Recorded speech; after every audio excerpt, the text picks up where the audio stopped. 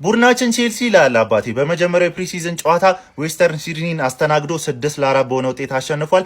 ፈርስት ሃፍ ላይ እንግዲህ የሆኑ ጩጬዎችና የማይችሉትን አጣምሮ እንግዲህ ሞክሮ 2-2 ወጥቷል። የማይችሉት ስላችሁ ዴላፕና ቶሲ ማለት ነው። ያው ቶሲ እንደተለመደው ራሱ ላይ ማግብቷል እና እንግዲህ ሰከንድ ሃፍ ላይ ደግሞ ሶስተኛ ሲገባብን ዋናዎቹ ገቡ። ኦልሞስት 8 ተጫዋች እና ጆዋ ፔድሮ፣ ፓልመር፣ ኤስቴቫኦ ገብተው አሪፍ እንቅስቃሴ አሳይተው ይሄ ሰውዬ ሃትሪክ ሰራ። እንደገና ደግሞ ፓልመርም አሲስት ማድረግ ችሏል ማለት ነው እና እንግዲህ በአንድ ጨዋታ ቡድናችን መገመት ከባድ ነው። ተረኞቹ ማለትም እነ ቶተናም ምናምን ከገጠምን በኋላ ደግሞ ያለውን ዲቴይል ነገር እናብራራለን። አረቼላው ምንድነው የምናየው? ጆዋን ፔድሮ ምን አይነት አጥቂ ነው? አረ በገብርኤል እኔ ቆጨኝ እሱን የዓለም ዋንጫ ላይ አለማየቴ። የሊጉ ተከላካዮች እኔ ለእናንተ ፈራው። አረ በስማም ይሄ ልጅ ይለያል። ተቀይሮ ገብቶ ሃትሪክ ሰርቶ ነው የወጣው። እኔ ለዚህ ልጅ ቃል የለኝም። ዣቢ አሎንሶ ቦል ምን አይነት ጨዋታ ነው ያየነው? ከመከላከል ድክመት ውጪ ቲሙ በጣም ነው የሚለየው። ሙሉ ቼልሲ ቲሙ ጦስኝ ነው ራስ ምታት የሆነበት ምንም የማይረባ ልጅ። ለማንኛውም ፎሎና ኮፒ ሊንክ ማድረግ እንዳይረሳ። ይመቻችሁ። ምን አይነት ጆዋ ፔድሮ ነው ግን? ምን አይነት ፔድሮ ነህ? አንተን ያስፈረምንበት ቀን የተባረከች ትሁን። ሃትሪክ በቃ ጽድት ያለ ጨዋታ ነው ያሳያችሁ። የፕሪሲዝን ጨዋታ 6-4 በሆነ ውጤት አሸንፈናል ማለት ነው። ስለምንችል ጽድት ያለ ተጫዋች ነው ያስፈረምነው። ቼልሲ ኮስተር ብሎ ነው ኔክስት ይር ማንም ሊያስቆመው እንደማይችል ነው የምነግራችሁ። አረ ምን አይነት ፈራሚ፣ ምን አይነት ማርኮ ፓሌስትራ ነው በእናታችሁ። ምን አይነት ሰው ነው? ሰው እንዴት ጅብ ይሆናል? በእናት በቃ ሁሉም ተናበው ነው የሚጫወቱት። ምርጥ ጥምረት ነው ያየነው። በፕሪሲዝን ጨዋታ ለክተናቸዋል። በቃ የሚገርም አሰልጣኛችን የሚወጣለት ተጫዋቾቻችን ጽድት ያሉ ናቸው። ኔክስት ይር ዋንጫውን እናነሳዋለን ነው የምላችሁ። በጣም እመኑኝ። ዛሬ ክለቤ ሜዳ ውስጥ ሳየው እንዴት አባቱ ደስ እንዳለኝ፣ በተለይ ደግሞ እነ ጆዋ ፔድሮ ተቀይረው ሲገቡ የነበረውን ስሜት ልነግራችሁ አልችልም። የዛሬው ጨዋታ ኤክስፐሪመንት ነው። እንዴት ከተመራን በኋላ ካምባክ እናደርጋለን፣ እንዴት አመቱን ሙሉ የክለቦችን ልብ እንሰብራለን የሚል አይመስላችሁም? ከኋላ ካምባክ እያገባ ምናምን ጥሩ ነበር። በተለይ ታዳጊዎቹ አሪፍ ናቸው። ያው ጨዋታቸውን ደጋግመን ማየት አለብን። ሳትፓየቭ ጎል ማግባት ችሏል። የጊተንስ እንቅስቃሴ ጥሩ ነው፣ እኔ ወድጄዋለሁ ተቀይሮ ከገባ በኋላ። ከዛ ውጭ ግን ዴላፕ መውጣት ነው ያለበት፣ ምንም ጥቅም የለውም። ጆዋ ፔድሮ ሌላ ሌቭል፣ 3 ኦን ታርጌት፣ 3 ጎል 1 አሲስት 20 ምናምን አካባቢ ደቂቃ ተጫውተው ማለት ነው። ያበደ ጨዋታ ነበር። ብቻ ቀጣይ ምን እንደሚሆን ደግሞ በደንብ እናያለን። ያው የዣቢ አሎንሶ ፍላጎት ምን እንደሆነ ግልጽ ነው። የሚያጠቃ ቡድን ነው የሚፈልገው። ይመቻችሁ። ግን ጥሩ ነገር አይቻለሁ። ለምን ዓለም ዋንጫ ጆዋ ፔድሮ መሰለፍ እንዳለበት በአግባቡ ያሳየበት ጨዋታ ነው። በቃ ያሳየበት ማለት ነው። ግን የዣቢ አሎንሶን በቃ ማለት የፈጠነ ቁርጠኝነትና የቁርጠኝነት ውሳኔ በጣም የሚወደድኩለት ማለት ነው። እና ማን ጽድት ያለ ሃትሪክ ነው የሰራው። ጆዋ ፔድሮ ሃትሪክ ነው የሰራው። ኮል ፓልመር፣ ጆዋ ፔድሮ አሁን በዚህ ሲዝን ማን አይሰሙህም ነው የምልህ፣ አይሰሙህም። ለምን የዓለም ዋንጫ ላይ መመረጥ እንደነበረባቸው ያሳዩሃል። ወደ ሳይሆን በግድ ማለት ነው። ስለዚህ የዚህን ዓመት በጣም ገናናውን ቼልሲ ነው የምታየው፣ በጣም የሚከብደውን ቼልሲ ማለት ነው። ይመቻችሁ። 6-4 ቼልሲ አሸነፈ። ጆዋ ፔድሮ ምን አይነት ተጫዋች ነህ? እኔ አሁን ይኸውላችሁ የወዳጅነት ጨዋታ ስለሆነ ምናምን እንዳትሉ፣ ምን አይነት ተጫዋችን 3 ኳስ አግኝቶ 3 ኳስ ጎሉን ሽቶ 3 ኳስ ምናምን ማግባቱ ምንድን ነበር ሜዳ ውስጥ ሲያደርግ? ከ60 ደቂቃ በኋላ ነው የገባው። 68-67 ደቂቃ ላይ ተቀይሮ የገባው ሰውየው ሌላ ታሪክ ላይ ነው ያለው። ልንገራችሁ 3 ተጫዋቾች መሀል ምን አድርጎ አልፏቸው ለጊተንስ አሲስት እንዳደረገለት ማለት ብታዩት ትደነግጣላችሁ። በቃ እሱ ብቻ ነው የሚታየው እንደዚህ አይነት ነገር። እኔ አላውቅም። ተጫዋች ሲቀንስ ያጃጅላቸዋል። ጊተንስ ራሱ እንዴት ነው የምትችለው? በቃ አንተ ደግሞ ትንሽ በቃ ኮንፊደንስ ላይ ስራ። በቃ በደንብ ኮንፊደንት መሆን አለበት። በቃ ራስህን በደንብ አድርገህ አሻሽል በዚህ ጉዳይ እንጂ ኳስ ትችላለህ። አይቼዋለሁ። ኢስቴቫኦ ከጉዳት በኋላ ተመልሷል። በጣም ምርጥ ነበር። ኪልማንን አይተናል ዛሬ። አንሰልሜል የሚባል ተጫዋች እኔ እንዴት እንደወደድኩት የምር። ሲጀምር ይችላል ልጁ። በውሰት አንከራተት ነው። በጣም ጎበዝ ተጫዋች። እንቆጭበታለን በዚህ ልጅ። እንደ ቬጋ ነው የምንሆነው ከሸጡት። ሬናቶ ቬጋን አይታችሁታል። ልክ እንደዛ ነው የምንሆነው። ሌላው በረኛ፣ የኛ በረኛ እኔ እንደዚህ አይነት በረኛ እንዳለው ቼልሲ አላውቅም። ምን አይነት ጎበዝ በረኛ ነው። ትንሽ በቃ እሱ ራሱ ማለት ነው በቃ ኮንፊደንስ እንዲያገኝ በቃ የሆነ ነገር ነው መስራት ያለበት እንጂ ጎበዝ በረኛ ነው። የምሬን ነው የምነግራችሁ። በጣም አንበሳ ተጫዋች። መጨረሻ ላይ ደግሞ ያዩዋቸው ከተቀየሩ ከገቡ በኋላ ደግሞ ያዩዋቸው ተጫዋቾች መካከል ፓሌስትራ አንተ ይችላል ነው የሚባለው። በኢየሱስ ስም አረ በጣም ነው የምትለይ። የግል ችሎታ ታክቲካሊ በቃ በደንብ ነው የሚችለው። ያየሁት ነገር ቢኖር በጣም ምርጥ ተጫዋች ነው። እሱ ራሱ ትንሽ ከቲሙ ጋር መግባባት ነው እንጂ ምርጥ ነው። ለፓልመር ምንም ማውራት ስላልፈለኩ ነው። ምክንያቱም ፓልመር ራሱን ከሆነ ከተመለሰ ታውቁታላችሁ፣ ምንም ማድረግ ይችላል። ምን አይነት ፓስ እንዳደረገለት ማየት ነው፣ ምን አይነት ኳሊቲ እንዳለው ነው። የመጨረሻው ደግሞ ሳፓየቭ የሚባለው ጎሉን ያገባው ልጅ ማለት ነው። የመጀመሪያውን ጎል ትችላለህ አንተ። እግዚአብሔርን ትንሽ ብቻ ከቲሙ ጋር አላምዱት። በጣም ጎበዝ ተጫዋች። ይመቻችሁ። ፎሎ ማድረግ ይሄን ቪዲዮ ለመስራት ዘግይቻለሁ። ጉዳዩ ስለ ቼልሲ አይደለም። ቼልሲማ 4 ጠጥተህ ነው 6 ያገባው። እሱን ተው። ግን እባክህን የሸክልኝ ተጫዋቾች ታውቃለህ አይደለ? ቼልሲ ስማቸውን መጥራት ልክ እንደ እጽ ነው። ይሄ አላ አደንዛዥ እጽ በለው። ቲክቶክ ላይ ሁላ ለህፃናት አይፈቀዱም እነዛ የሸክልኝ ኮተቶች።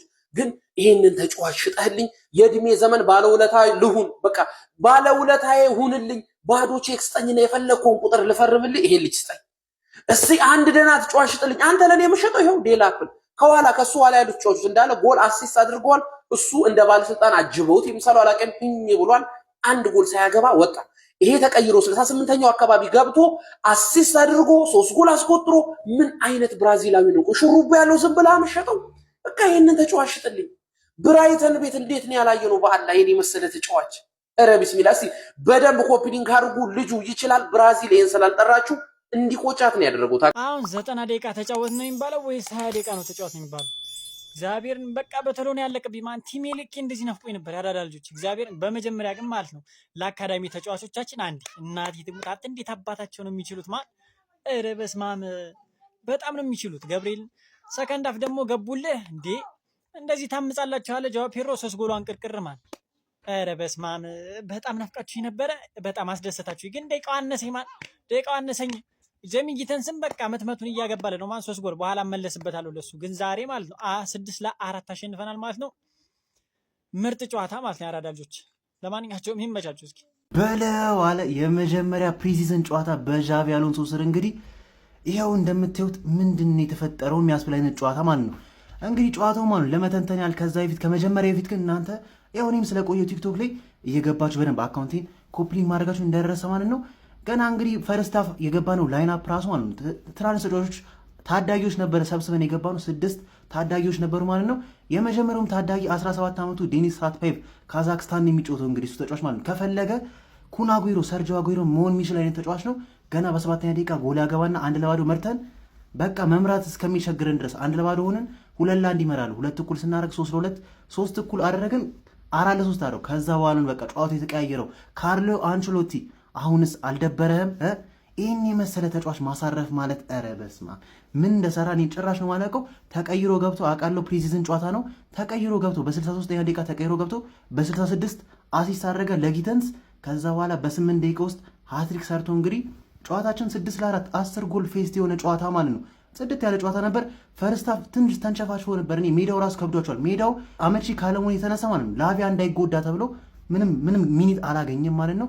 ከዛ በስቲያ ሁሉም በጣም አሪፍ ነገሮች አይቻለሁ ከታዳጊዎቹም ማለት ነው። ላንደን ኤሜናሎ በጣም አሪፍ ተጫዋች ነበር። ኢሹጉ ያገባው ጎል በጣም ጸዴ ጎል ነበረ። ከዛ በስቲያ ደግሞ ይኸው አሪፍ ተጫዋቾቹ እነ ጆዋ ፔድሮ፣ ፓልመር፣ ኤስቴቮም ያው በሱ በኩል ብዙ አልተጫወትም። በዚህ በኩል ግን ጊተንስ ጤነኛ የሆነውን ስራ እየሰራ ነበር ማለት ነው። በዚህ ዓመት እድል ከሰጠውና ኢንጁሪ ፍሪ ከሆነ ምን እንደሚፈጠር እናያለን ማለት ነው። 3 ጨዋታ አድርጎ እንግዲህ 3ቱም ሊያግቷል። ዛሬም እንግዲህ በጆዋ ፔድሮ አሲስት ጎል ማግኘት ችሎ ነበር ማለት ነው። ይሄ ነገር ይቀጥል። ቀጣይ እንግዲህ አስገባው ሚኮን አስገባና እሱንም ደግሞ መለጥለጥ አለብን ማለት ነው። የፕሪሲዝን የመጀመሪያ ጨዋታችንን 6-4 በሆነ ውጤት አሸንፈናል ማለት ነው።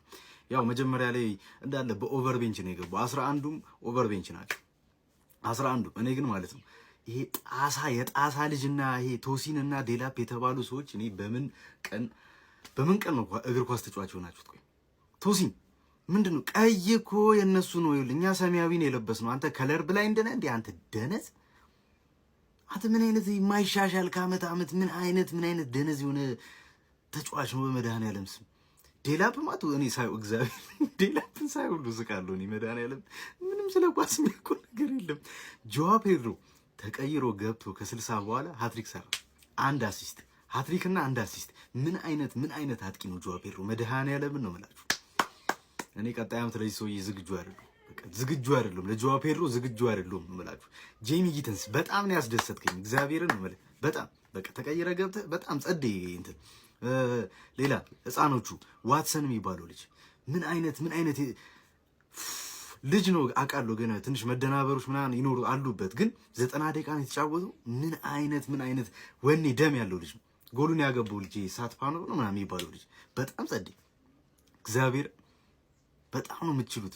በጣም ትንሽ እነዛ ደነዞች ቶሲን ምናምን የተባሉ ከብት አቼምፖንግ ራሱ ምን አይነት ከብት በረኛው። በነገራችን ላይ ሳንቼዝ በጣም እኔ በእግር ይቀራል። እግዚአብሔርን ነው የምልህ መጀመሪያ የገባው በረኛ እና ኮሊል እና ፎፋና ተመልሰውለት ቢሆን ኖሮ ገብተውለት ቢሆን ኖሮ ማለት ነው እግዚአብሔርን ነው በእግር በጣም ነው የሚበልጥ። በጣም የገባብህ ጎል ምንድን ነው አንተ ቆሎ እግር ምንድን ነው የገባብህ ጎል ራሱ። ለማንኛውም አሸንፈናል። እስኪ ቀጣይ ጨዋታችንን ደግሞ ቼልሲ 2026-27 የፕሪሲዝን ጨዋታውን በማሸነፍ ጀምሯል። እነሆ 6-4 በሆነ ውጤት ቼልሲ አሸንፏል። በዚህ ጨዋታ ላይ ብዙ አዳዲስ ነገሮች ተመልክተናል። አዳዲስ ፈራሚዎቻችን አይተናል።